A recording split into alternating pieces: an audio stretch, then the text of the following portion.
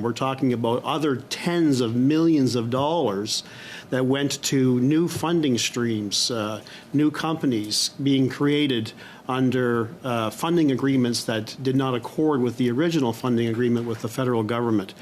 So, in my view, that raises criminality.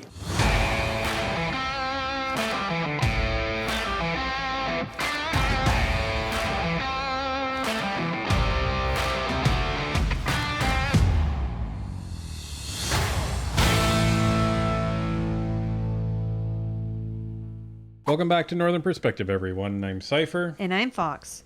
Today we continue our expose on the billion-dollar slush fund scandal, which entails the government funding program via the Sustainable Development Technology Canada organization. If you haven't watched part 1 or 2 of this series, we encourage you to do so in order for you to have the context for what we're discussing in this video. You can find the links to those videos in our description. In October of 2023, the third-party investigation into the SDTC that was being led by the third-party audit firm Raymond Chabot Grant Thornton, or RCGT as everybody's calling them, was finally released. It wasn't released to the public, it wasn't released to the whistleblowers, it was released to the government. In that report, investigators found that significant amounts of government funding was being granted outside of the established rules of the SDTC that they are governed by. The report contained such terms like contravene, ineligible for funding, when they're talking about companies and organizations that they provide funding to, and that conflict of interest policy was inconsistently applied. Now, despite those findings, Francois-Philippe Champagne finds that there's virtually nothing to do. There's no consequences that need to be applied to the organization, nor the members of its board, who are appointed by Justin Trudeau. Nobody is fired and nobody's suspended. In fact, like, the funding that goes from the government into the SDTC continues, doesn't cease. Now, as we concluded in our last video, Michael Barrett formally requested an investigation in committee on October 4th, 2023. Michael Barrett submits a letter to the Auditor General's office formally requesting a forensic audit of the SDTC as a result of the RCGT report. Now, almost a month passed while that motion was considered, and the whistleblowers, who had been waiting for almost a full year at this point for the Trudeau government to actually intervene, they'd had enough and lost their patience and decided that now was the time to cash in on their insurance. Almost as a direct rebuttal to the fact that Francois-Philippe Champagne refused to take any action at all, the whistleblowers leaked their recording of Doug McConaughey to the CBC of all places. Let's remind you of what that recording said. The very preliminary findings of the fact-finding exercise is that there is smoke around the vast majority of the allegations. We said we would believe you. Now there's enough evidence to say that we really do believe you, and that means that that the government is going to have to take action. There's a lot of sloppiness and laziness. There is some outright incompetence, and the situation is just kind of untenable at this point. I think the minister is going to flip out when he hears the stuff, and he's going to want an extreme reaction, like shut it all down. No, it's unlikely that certain members of the board or the entire board and executive are going to be able to continue to serve. Like, they've kind of lost the confidence. So really the discussion will be the mechanisms for getting them out. First of all, we need to have control of the board, and in order to actually have a plurality of votes if we want to go after the executive. So that's the stuff where kind of the machinations are figuring out right now. But the report implicates the board in terrible ways, by not following process, by not following the COI regime, by not being prudent fiduciaries. It's just a board failure altogether. The leak had the desired effect, as the Globe and Mail broke their news story about the scandal, and the Conservative bulldogs were unleashed on Parliament. After 8 years, rampant corruption and gross mismanagement of taxpayer dollars is being exposed at the Prime Minister's billion-dollar green slush fund at Sustainable Development Technologies Canada. A friend of the Prime Minister, who is chair of the board, has funneled millions of dollars to her company and even had executives pressure and mislead staff into approving millions more. Recent reports reveal that of a small sample of companies that received funding, 3 of them were ineligible, but they still received a staggering $53 million. The companies didn't need the funding. The external reviewers recommended against funding them, but they got tens of millions of taxpayer dollars anyway. Because under this NDP Liberal government, insiders get paid and Canadians pay the price. Conservatives have alerted Canada's Auditor General to the corruption at the Liberal Green Slush Fund and have called for a full forensic audit. Canadians deserve answers because this Prime Minister, well, he's just not worth the cost.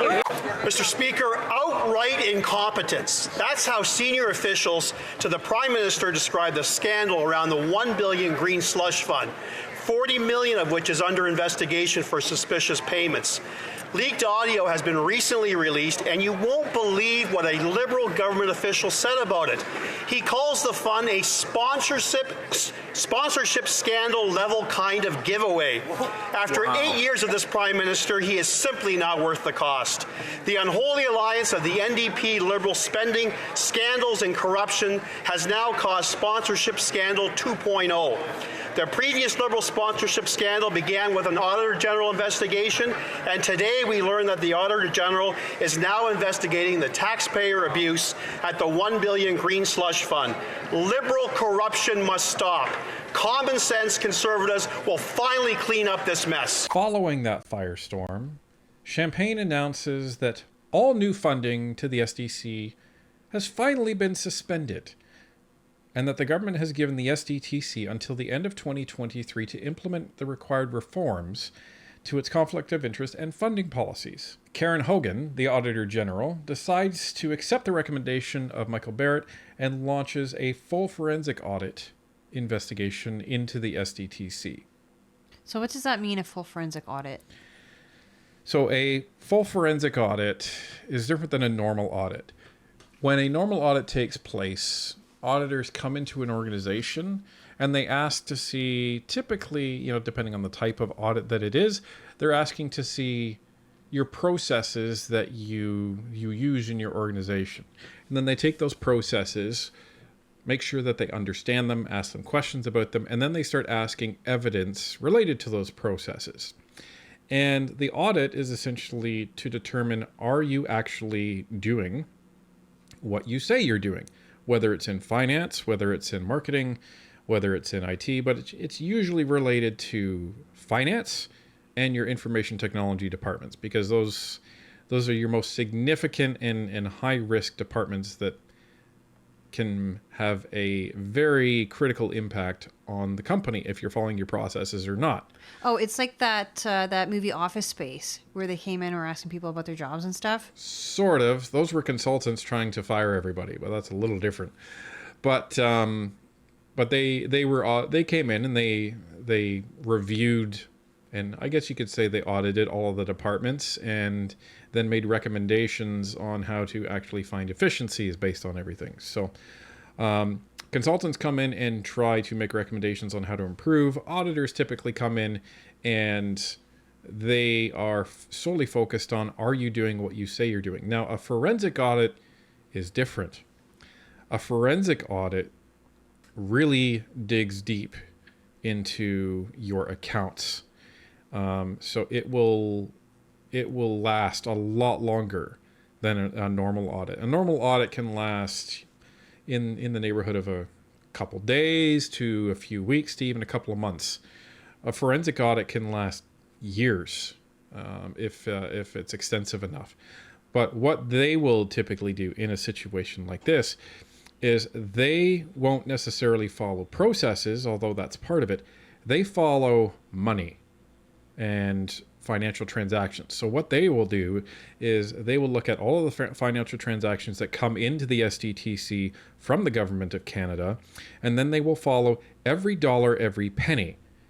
So that way they will know what money was paid out to what organizations, who was in the meetings that actually discussed said money to said organizations, who made the approvals, who made objections, and any recommendations that were raised during these meetings.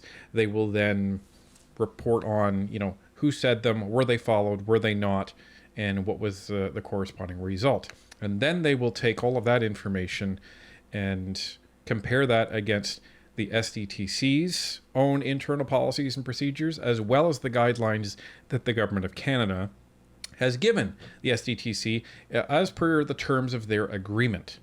So one of the big pieces of that agreement is that they follow their conflict of interest policies. Meaning, if you are a business owner and you serve on the board of the SDTC and you are responsible for approving funding to an organization, that if your organization ends up coming up for review, that you will most likely say, no, my organization is not going to be reviewed, or you will recuse yourself from that decision. But that's the crux of it in terms of conflict of interest.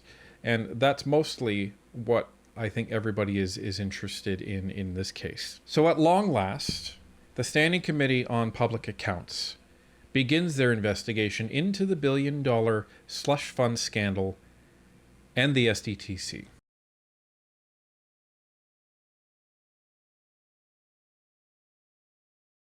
Mr. Hayes, I understand you have a brief statement. You have the floor. Monsieur le Président, merci. Mr. Chair, thank you for inviting me to appear before the committee as part of its study on Sustainable Development Technology Canada. I'd like to acknowledge that this hearing is taking place on the traditional unceded territory of the Algonquin and Anishinaabe people. Our office has decided to conduct an audit on how Sustainable Development Technology Canada is financing sustainable development technologies within the portfolio of Innovation, Science, and Economic Development Canada. This decision comes in response to recent discussions with the department and information received by our office.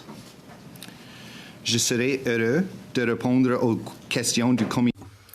I'm happy to answer the committee's questions where possible. However, since we just began the audit, we have yet to finalize its scope. We are hoping to present our report to Parliament in 2024 before the summer recess. We look forward to appearing again before the committee at that time. Here's my opening remarks. Thank you, and I'm prepared to answer questions. Thank you, Mr. Hayes. And again, I appreciate, just on behalf of community members, of your office updating Parliament on your office's activity. I turn now to Mr. Barrett. You have the floor for 6 minutes, please. Okay, so who is this guy? So Andrew Hayes is the Deputy Auditor General. He is essentially the second most senior person when it comes to the Auditor General's office in the Canadian government. So is this guy elected or is he appointed? How did this guy get the job? He is not appointed. He is not elected. He is a public servant, and this is his full-time job.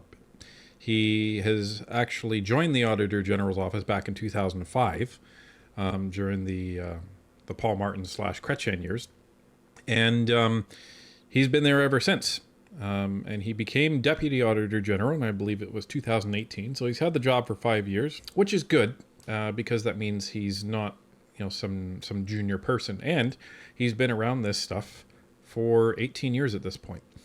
So, he's typically the guy that will go into committee and provide updates to committee on things because the Auditor General is usually busy with other things, except when he or she is specifically summoned to answer for something in committee.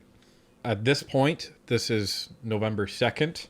As of November 1st, they just began the investigation, so there's not much that they will have to say on the current situation with SDTC, although they have been given that original report by RCGT, so they have had a look at that. And remember, they've received the complaint by the whistleblowers back in January, February of 2023. So it's not like this is brand new to them, but they weren't working on it back then. It was referred to Champagne's office. So this is the first time that they're actually going to get their hooks into this organization and find some answers. But if you're wondering out there, is this guy objective? He's paid to be objective. You may say, well, that doesn't mean anything when it comes to this government. But understand that he has been around through now 2 Liberal governments and 1 Conservative government, and he's still there. So he must be doing at least a decent job to be in the position that he is. Thanks very much, Chair. Thank you, Mr. Hayes, for being here on behalf of the Office of the Auditor General this morning. This issue has obviously captured a lot of media interest and public interest in recent days, and I understand that your office has been engaged on it for some time. Can you tell us on what date your office first communicated with the whistleblowers? So I believe that our first encounter with the whistleblowers was in November 2022. There was a number of meetings between November and January with the whistleblowers. A presentation was made to our office. Information had been shared in November, December, January. Would you like me to continue with what happened after that? Yeah, well, I guess I'd like to find out what your advice to them was, and then maybe if we need to look back at any of that previous timeline, we can. Oh, yeah, it's the dream team. It's Barrett, Brock, and Cooper. Amazing. Love it. Yeah. I'm not surprised that they sent these 3 in. Me neither, but I'm extremely pleased to see them all sitting next to each other. Yeah, the only one who's missing is Genuous at this point. So, or Kuzi, insert either one of them. But for something as big as this, it's no surprise that they sent in, the 3 Bulldogs, right? But it's a good question by Barrett, because I think everyone kind of knew at this point that the Auditor General's office was contacted by the whistleblowers back in November all the way through January of 2023, as we said before. And Barrett's probably going to lead into, why didn't you do anything? And, we've already given you kind of a timeline as to what's happened up to then, but now you'll get to see this laid out from Hayes and the other witnesses as we move through these committee hearings and provide you our reaction to this. We have not seen the vast majority of these committee hearings, so the good thing is we're watching it fresh. We're watching it fresh, Yeah. just as you are. When we receive information from any party, that information is taken into consideration as we determine what our audit priorities are going to be. In this case, with the information that we received, given the nature of the organization of SDTC, and particularly with Governor and Council appointees, we reached out to the Privy Council office, senior officials there, at the end of January, early February. The Privy Council office turned the matter over to ISED. And I guess I should say that when we engaged with the Privy Council office, it was to make the connection between the whistleblowers and the Privy Council office. Okay, so that's significant. So what he said there was that they need direction as to what their priorities are in terms of who they audit. Remember, the Auditor General's office doesn't just sit there on their hands and collect a paycheck and do nothing all the time. They're constantly auditing somebody.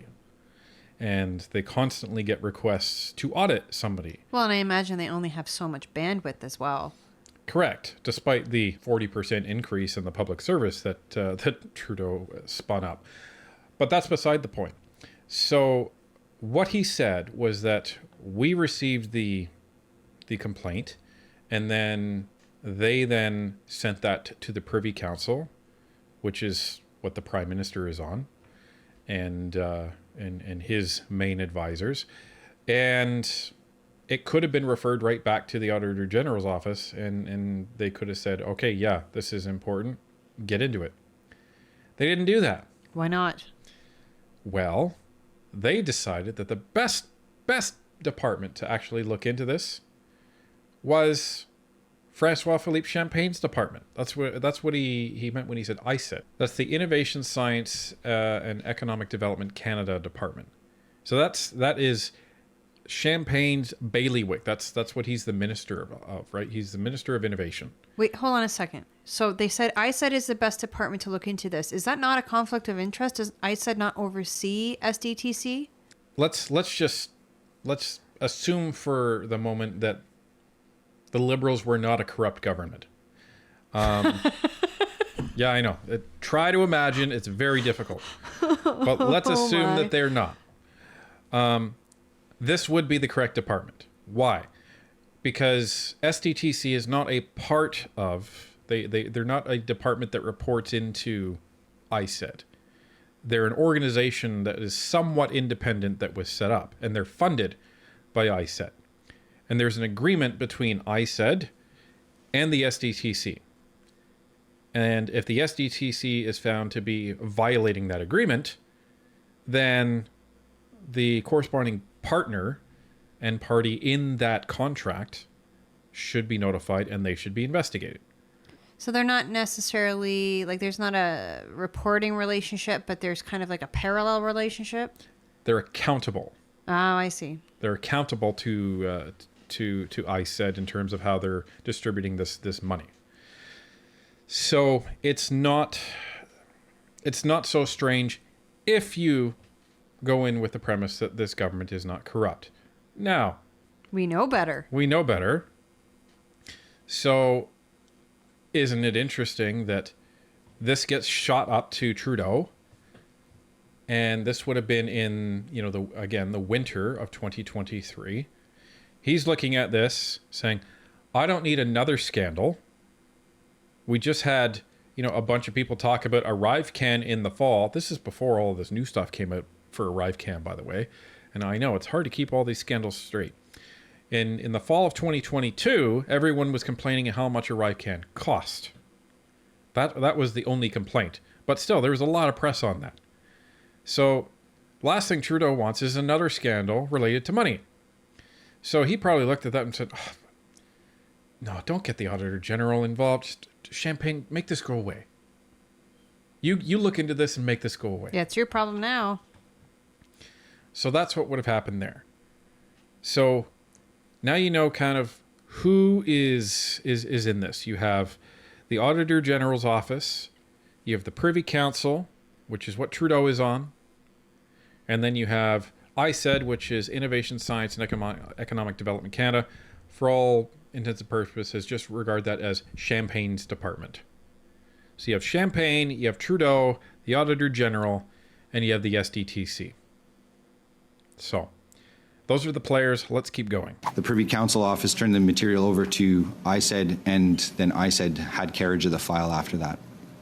So why wasn't an audit initiated when this was first brought to your attention? It's since been evidenced that there has gross mismanagement has occurred at Sustainable Development Technologies Canada. So why didn't you initiate an audit at first? So the allegations that we have received, we have to recognize that SDTC, the foundation, is more arm's length than the normal department that we audit. We do have a mandate to follow funding agreements, and that's what SDTC has with the federal government. In our view, at the time, it was preferable to see what management's response was going to be to the allegations, and then for us to keep our eye on it and determine when or if an audit would be appropriate. Okay. Have you seen the fact-finding report that was precipitated by this referral to PCO and later ISED, the report by RCGT? Yes, we received a copy on October 3rd. I've reviewed the redacted version. I know that our team has an unredacted version. Okay. So you have not seen the unredacted version? No, and that's more because I haven't asked for it from our team. I've reviewed the redacted version. So that report evidences that the chair and the CEO are both in conflicts of interest, that tens of millions of dollars have been given to ineligible companies. And we still have Sustainable Development Technologies Canada saying that they're good stewards of taxpayer dollars. How can both of those things be true at the same time? How indeed. And this is what we told you, where at SDTC's annual meeting, Annette Vischurin was saying, oh, I'm very proud of everything that we've done in the last year. And they posted on their website that we've done nothing wrong. Nothing wrong whatsoever. It's okay, guys. No problems here. Despite all of the information in that report. So this is pretty incredible because, you know, Barrett asked Andrew Hayes, listen, why didn't you audit them? And they said, well, A, it was Privy Council's choice, but also these guys are more arm's length, and it's probably better to see, you know, what they do, what they say when presented with, you know, a third-party investigation by an organization like RCGT, and see what they do. Well, we saw what they did. That third-party investigation basically said, this is a shitstorm. All of you are incompetent, or you are completely corrupt, or both. It's essentially liberal government 2.0. And yeah, there's lots of problems here. And their response to that was, nah, you're overreacting. We're fine. And that was how they reacted to that. And the fact that they reacted that way when it's clear evidence in this report, that really doesn't make them look too good. So this is why we're here. So the reason, one of the main reasons why we are going into audit is because the report is equivocal.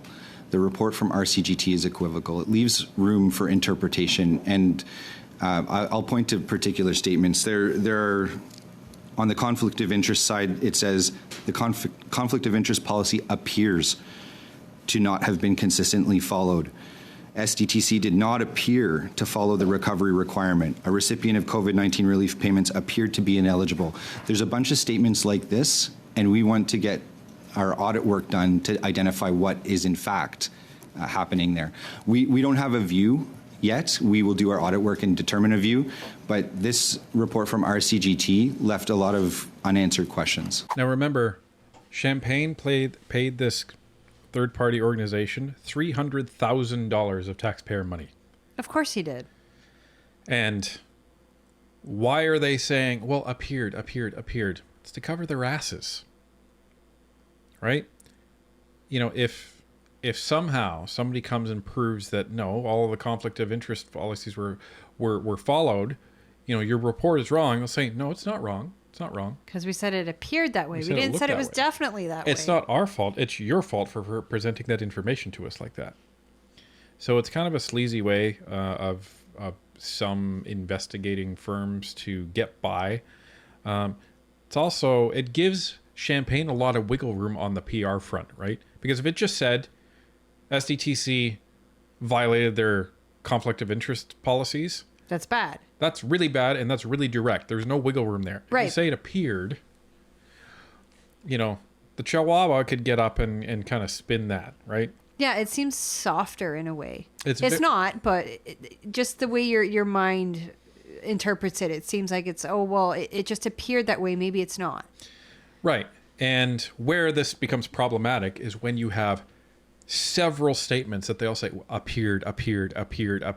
Okay, well, if everything appears to be completely garbage at this organization, then something's probably wrong. But this is why the Auditor General's office is now going in and giving this place a full once-over. Yeah, I think that's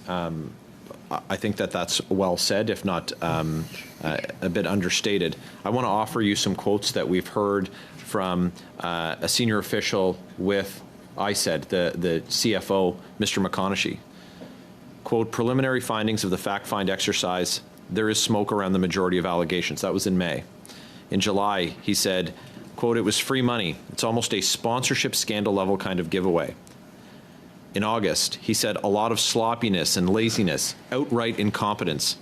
The minister's going to flip out when he hears this stuff. Then in September, quote, the report implicates the board in terrible ways by not following the process, by not following the COI, conflict of interest regime, by not being prudent fiduciaries, end quote. Are you familiar with, have you heard these recordings, and were they furnished to you by the whistleblowers? So I don't know whether the whistleblowers have given it to our audit team. Our audit team hasn't told me that they've received that. Over the last week, the department had informed me, in fact, that there would likely be a report about recordings of their staff. I haven't heard those recordings at this point in time. That actually didn't factor into our decision to launch the audit. Prior to your launching the audit, I did write a letter to your office requesting an audit, having heard some of the very troubling allegations.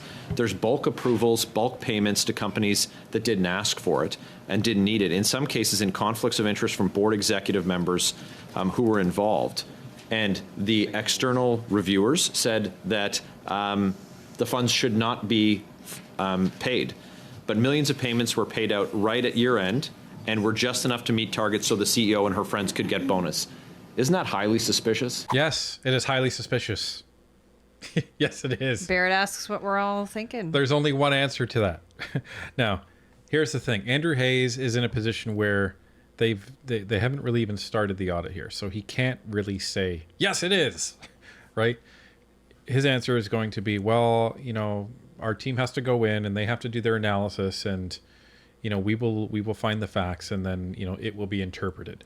And remember, this report isn't due until the end of the sitting period in 2024, before the summer break. So they're still working on this right now. Yeah. So this started in November. So and this is depending on the size of the SDTC, this is still not an insignificant audit, right? This is that would make it like an 8-month audit. That's a long time. A long time. For one organization. And believe me, when you're audited, it's like having another organization, move in to live with you. Yeah, they're like breathing down your neck. I've recalled several times where your companies have been audited and you're always on edge. Well, I'm never on edge just because my department is always fine, but you're still miserable. It's annoying because they're always in the way, and they take over your boardrooms, they take over your meeting rooms, they take over your office space. And what are you going to say? No, you're not, because it's in your best interest to cooperate with these people and give them everything they ask for. And that's the other thing. You'll be doing your job, and then all of a sudden you'll get a request from either your boss, your executive, or the auditors themselves, and they say, I need this. You have to drop everything that you're doing, and sometimes you have to take it into the meeting room and explain it to them. And you could be in there for hours, or if you are one of the key stakeholders that is participating in the audit, you could be there literally the entire time that they're there. So you actually don't get to do your own work during the daytime for 8 months. You then have to go home and get your work done at home. Which is why you're always miserable. There you go. So it's not insignificant. But that's probably what Mr. Hayes' answer is going to be to this question. So as I said, the decision to launch this audit was made on the basis of our review of the RCGT report. We did receive your letter on October 30th. We informed ISED and the department and SDTC on the 26th that we were launching an audit. Mr. Hayes. You'll be receiving a response back. Thank you. Thank you, Mr. Chair. Thank you, Mr. Hayes. Mr. Hayes, in answer to a previous question, you noted that the Auditor General had conducted an audit of SDTC, a report that was issued in 2017 and covered the period between 2006 and 2017. I would note that in that report, the Auditor General found that at the time, SDTC had a, quote, rigorous and objective processes in place to assess, approve, and monitor projects, end of quote, and, quote, had measures in place to mitigate potential conflicts of interest, end of quote, and had, quote, extensive due diligence process, quote, end of quote, that was followed. Do you have any reason to doubt that the Auditor General was given inaccurate or incomplete information to draw those conclusions? One of everybody's favorites, Mr. Cooper. Absolutely. So what was that question about? It's very significant. So we're not showing you any of the NDP or any of the Liberal questions. You're welcome. I feel like Maui. And what his question was targeted at was, one of the Liberals, I believe, asked, well, wasn't there an audit done in 2017 and everything was fine? And what that was meant to do is basically try to dilute some of the noise of this, saying, well, this was already audited. Everything was good. Everything was 6 years fine. ago. 6 years is a long time in a business. 2 years after Trudeau was elected, everything was fine. Yeah, well, there's a problem with that, right? The board changed in 2017 after the audit was complete. So what Cooper is now doing is saying, thank you for the softball, Liberals. And what he is doing here is saying, listen, this audit period that was brought up was from the period of 2006 to 2017. Essentially, it covered the entire span of the Harper government, which, as we've shown you in previous videos, the Liberals try and bring up, saying, oh, well, yeah, there's a scandal now, but this organization was here during the time of Harper, trying to basically say that, again, it was the Conservatives' fault somehow. However, he is essentially referring to the Auditor General's own report, saying, the SDTC ran completely fine under the Harper government, correct? So that's what he means when he says, do you have any reason to believe that the Auditor General was provided inaccurate information? Meaning, do you have any reason to doubt that the findings of the 2017 audit of the SDTC, giving it a clean bill of health, should be doubted at all? And what he is expecting Andrew Hayes to say is, no, we expect everything to be fine. And what that does is it completely clears all events prior to 2017 off of this investigation. Yeah, so the Liberals can't do what they usually do and go, oh, well, Stephen Harper. Yeah, blah, blah. But Harper, right? So that's what this is setting up to lay the foundation to prevent the Liberals from kind of filibustering this, going forward. No, I don't. So if I could just make two comments about that. If we ever have concerns about access to information or the sufficiency of information, it's our duty to bring it to Parliament. And I know that in this case, at the time I was the head of our legal services, there wasn't an issue around that. If I might just add one thing, I'll put it this way. Positive conclusions in our audit report are even more concerning to me, frankly, because when we find positive things, we want to make sure that there's no negatives that might be hiding. So when we report a positive to Parliament, it's because it's positive. Okay. It's interesting. He is making a point of trying to make that a very impactful statement. So what he said there was, if we go out of our way in a report to say something positive, meaning favorable, right? He says, that's more concerning to me, meaning there is a ton of due diligence that goes behind that statement. Meaning, if we say that an organization has a clean bill of health, we're damn sure that an organization has a clean bill of health. You can take it to the bank. Right, because the auditor's job almost is to go in and find what's wrong. Right. Like, I've worked with auditors, especially junior auditors, young whippersnappers that are trying to make a name for themselves. They try to find anything, literally anything. Your shoes are tied wrong. Yeah. Like, there's dust over there. We're auditing financials. I don't care. There's dust. Like, just they're trying to find something, and when they find a little something, they start scratching. And they scratch and scratch and scratch until things start to peel off if they can. And they're trying to find, the big audit reveal. Because they're trying to make a name for themselves. They want to be that auditor that, blew open the SDTC scandal, right? So these people, that's how they get their job satisfaction, is finding crap that organizations are trying to hide. That's what gets them up in the morning. So if they come back and say we couldn't find anything, that's after a long time of trying to find something, right? So he made a very impactful statement there saying, listen, if we say that it's a clean bill of health, it's a clean bill of health. And remember, you don't often hear public servants give direct answers, right? So when Barrett said, do you have any reason to believe that the Auditor General was given inaccurate information? Immediate response, no, I don't. And then he went on to elaborate why he said that. So nothing to see here for the Harper government and the first 2 years of the Trudeau government. Something happened after that. Thank you for that. And since that audit, Liberal Industry Minister Navdeep Bains, as he was then, appointed a personal friend of Justin Trudeau as chair of SDTC.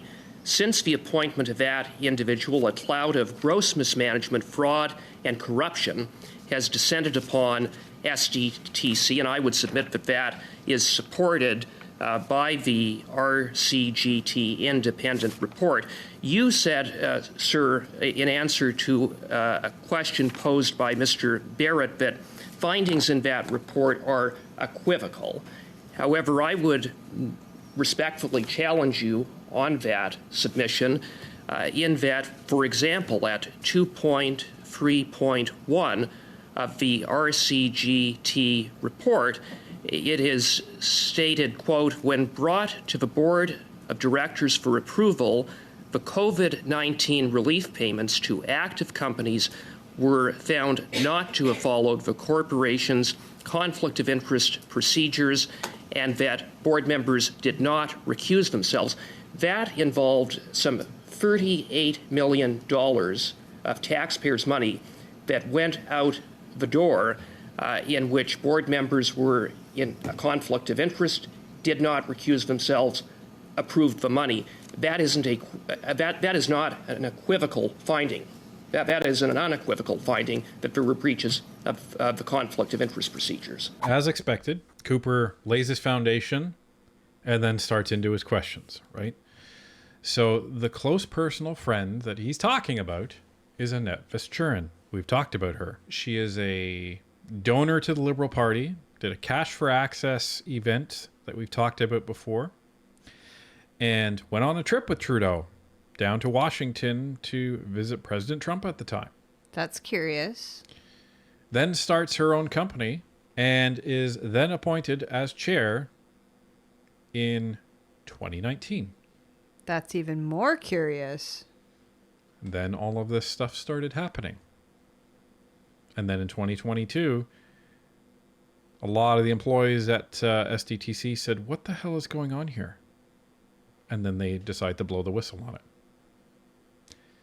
So, this is where we're at. So I would say that we will do our audit work to determine, in our opinion, what is and is not present there. I make the statement about the findings are equivocal in the very same section, but in the summary of key observations, the way that is presented is conflict of interest policy may not have been followed for COVID relief payment initiatives. I understand entirely what you're saying. I think that when I use the word equivocal, I mean that it leaves it open to different interpretations, and that's exactly what's here. There's not going to be a lot of firm answers that Andrew Hayes is going to be able to give Cooper and Barrett and Brock in this hearing, because this is literally day 2 of their investigation, of their audit. There's no findings yet, and Mr. Hayes has only seen a redacted version of that RCGT report. He hasn't seen the full report yet. So that's why his answers are going to be, well, we're going to have to determine for ourselves, what it is, right? So it can be a little frustrating at this point in time, but this is what auditors do, and good auditors like this are saying, well, I understand what this report is saying. This is why we're going in to do a full forensic audit. Mr. Brock, I'm not adding his time to your time. You have 5 minutes, sir. Thank you, Chair. Good morning, Mr. Hayes. Thank you for your attendance.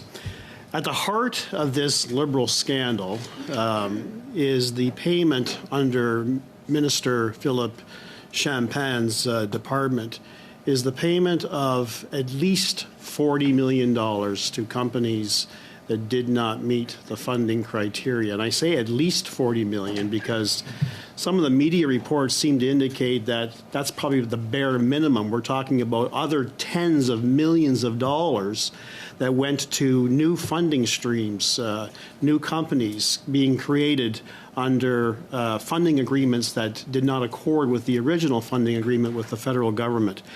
So in my view, that raises criminality. And I know that the original report from RCGT put restrictions that this is in no way an admission of any liability, civil or criminal. I know that no police agency has taken this on their own. So I'm going to turn to you, sir, because I know that part of your department, there is a mandate to turn matters over to the police where you discover criminality. So I'd like to ask you specifically as to what that threshold is. What is that legal threshold or administrative threshold where you believe that the police need to investigate?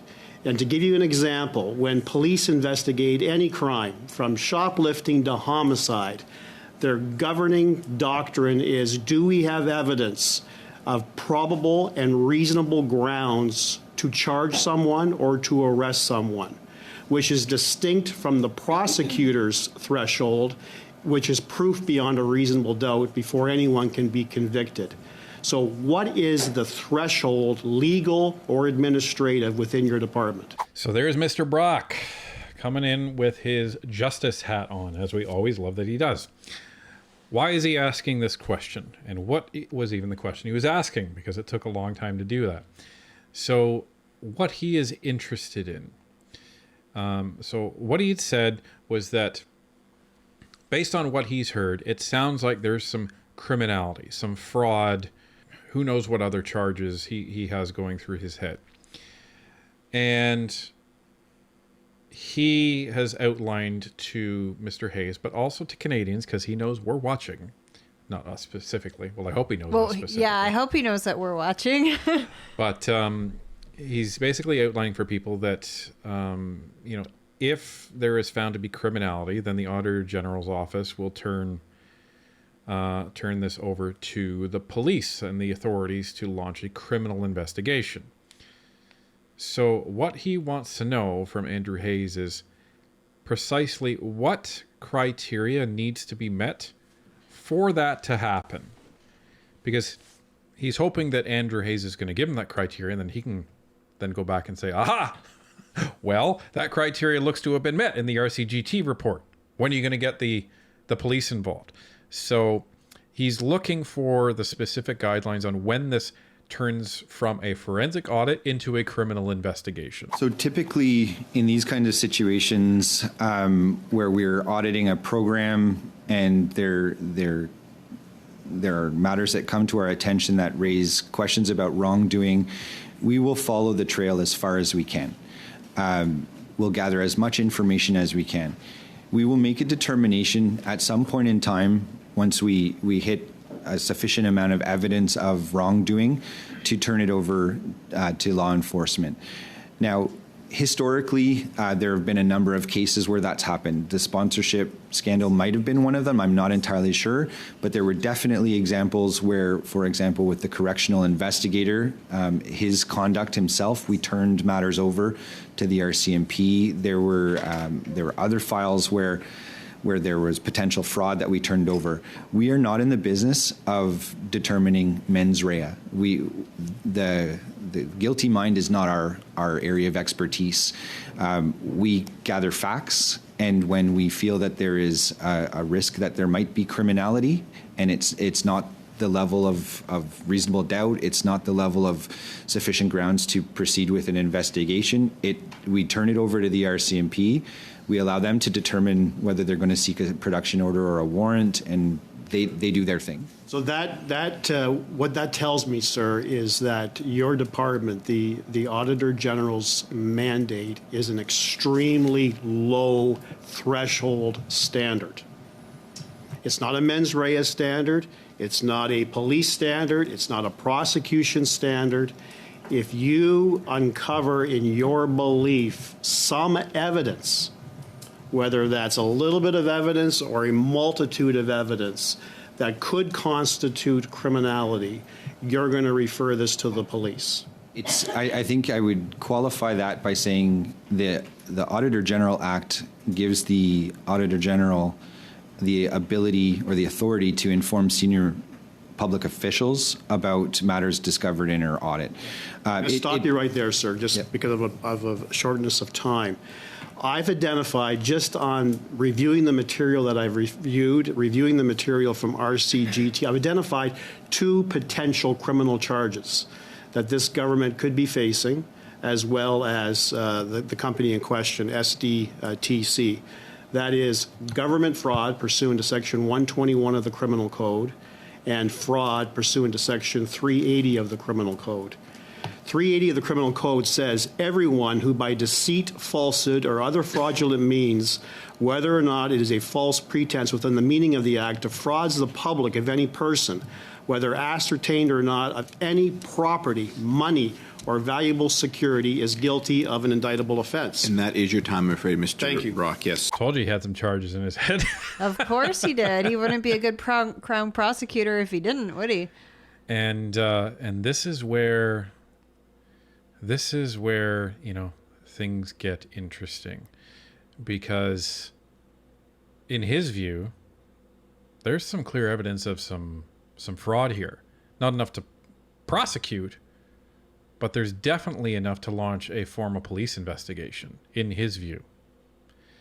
So, and he also referred to 2 separate charges. One within the government, so that's very interesting, government fraud, and 2 related to the organization. So according to Larry Brock, there are people within the government that may have committed a crime, a federal crime, in addition to these yahoos at the SDTC. So this was the first of multiple committee investigation meetings on this. And this is going to be the tamest of them all. If they're already sniffing at criminality in meeting 1, When they haven't even done the audit yet? folks, this is going to get very interesting very, very quickly.